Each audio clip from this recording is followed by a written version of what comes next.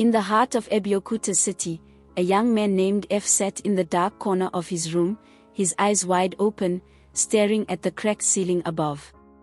The night was heavy with silence, and the ticking of the old wall clock made his chest beat faster. F was 27, jobless, frustrated, and broken. Life had dealt him many blows, but this time, it felt like the final punch had landed. His mother, Mama F, had raised him single-handedly after his father died when F was just 6. She worked as a trader in the market, selling vegetables under the hot sun, sweating, shouting, praying for customers, and always saving every kobo for her son's education. She often said, "F, my son, poverty is not your destiny. I didn't suffer for you to suffer again." But now, the same woman who carried him in her womb, who fed him with her last morsel, was the price for his wealth. It all began when F stumbled on a strange group on a messaging app. They called themselves the Brotherhood of Wealth. At first, he thought it was a scam. But his childhood friend, Chuka, who used to beg for food, suddenly appeared one day in a brand new Mercedes-Benz, wearing designer clothes and gold chains. "F," he had whispered, "I did what they asked.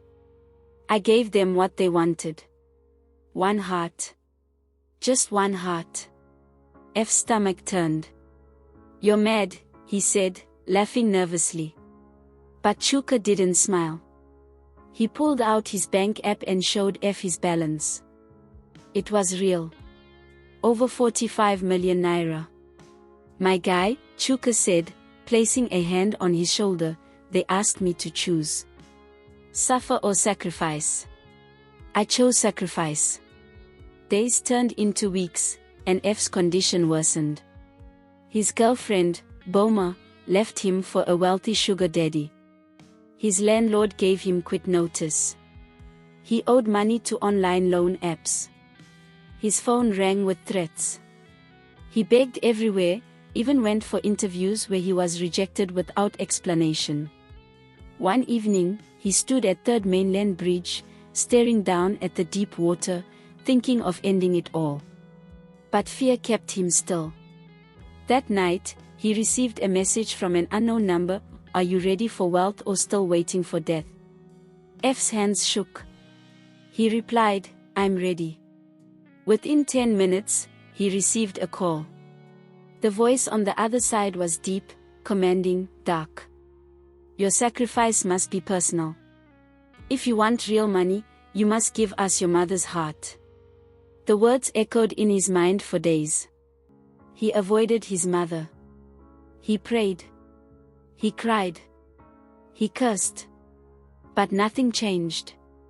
His stomach remained empty. His account remained red. His life remained the same. Then one night, he returned home and saw his mother on her knees, praying for him in the dark. "God, lift my son. Remove shame from his name. Let my son prosper even if I don't live to see it." That last line felt like thunder in his ears. Even she had unknowingly offered her life. That was the final push. F wept like a child that night. But when morning came, his heart turned cold. He bought sleeping pills from the pharmacy.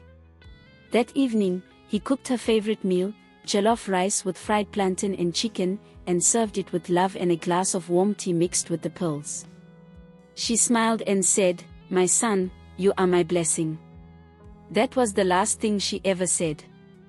When she slept deeply, F sat beside her, holding the knife for almost an hour. His hands shook. His teeth rattled. But he remembered the promise, 30 million naira. Instantly. He muttered under his breath, "Forgive me, Mama."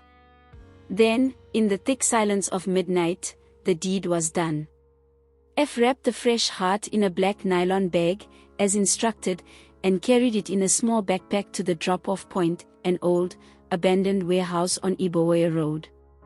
Minutes later, a black jeep arrived.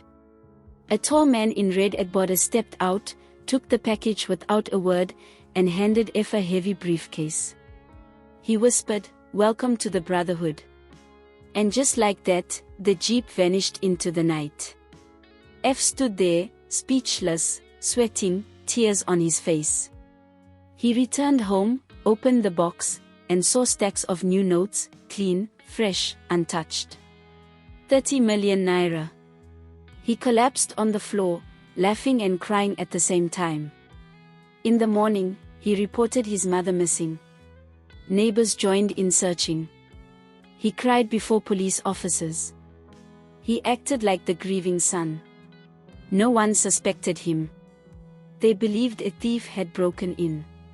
Mama F was gone. Just like that. F moved to Lagos, bought a luxury flat in Lekki, bought a Benz, hired staff, and opened a clothing brand. People called him young billionaire. Women flocked to him. Social media praised him.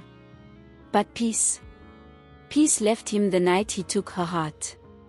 He began to hear whispers in the dark. At first, it was faint. A soft F at night. Then came the dreams.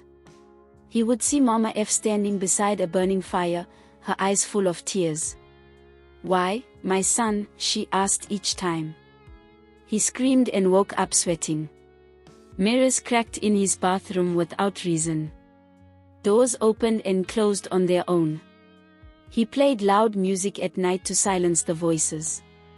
He drank to forget. But nothing helped. The day he saw his bathroom full of blood, and then it vanished, he knew this was not guilt. This was haunting. He ran to Chief D and begged for help. "My mother is following me." Chief D laughed coldly. "You broke the rules. You answered her call in your dream.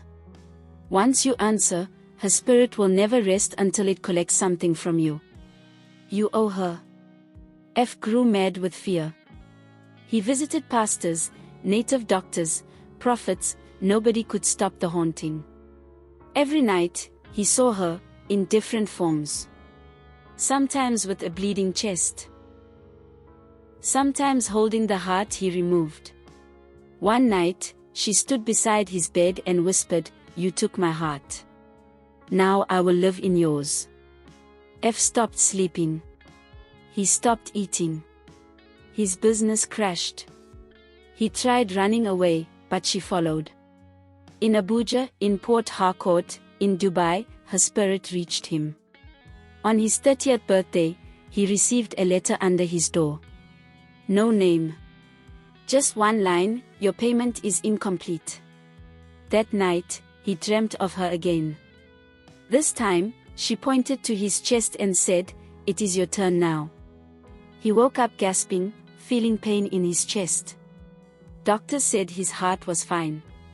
But every day after, the pain grew. He went to a powerful seer in Ilorin. The man told him, "Your mother's spirit has trapped your soul. You must visit her in the spirit world and beg." F agreed. He was tired. No joy. No peace. No love. He just wanted rest. The ritual was done under the moonlight. He was placed in a circle of fire with native chalks around his body. The priest chanted. His soul left his body. He woke in a strange place, a forest with red skies and black trees. Shadows moved like whispers. He walked slowly until he saw a hut. Fire burned inside. And there she was. Mama F. Sitting beside the flames. He knelt before her and cried, "Mama, I'm sorry. I have suffered. Please forgive me." She looked at him for a long time. Then, with tears in her eyes, she touched his head. "You were my heart. I gave you everything. But you threw it away. You must carry this pain until your last breath." She placed her hand on his chest. Fire entered his body. He screamed in pain. Darkness swallowed him. When he opened his eyes, he was in a hospital. Tubes in his nose. Doctors stood around him. But something was wrong. He couldn't speak. couldn't move. Only his eyes worked. F was fully paralyzed. The doctor said there was no damage in his brain. No cause. But he couldn't respond to anyone. He could hear, but not talk. See, but not move. Every day, nurses fed him, turned him, cleaned him. But inside his head, his mother's voice never stopped. My son, you took my heart, now live inside yours, alone, forever. The story teaches us that greed can destroy everything. When someone wants quick money and forgets about love, family, and respect, they end up in pain. No money in this world is more important than the people who truly care for us. If you do evil to get rich, you will never enjoy that wealth in peace.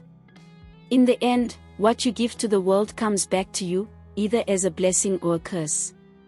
If you enjoyed this story, don't forget to like, share, and subscribe to African Tales by Zuri for more powerful stories full of mystery, lessons, and African wisdom.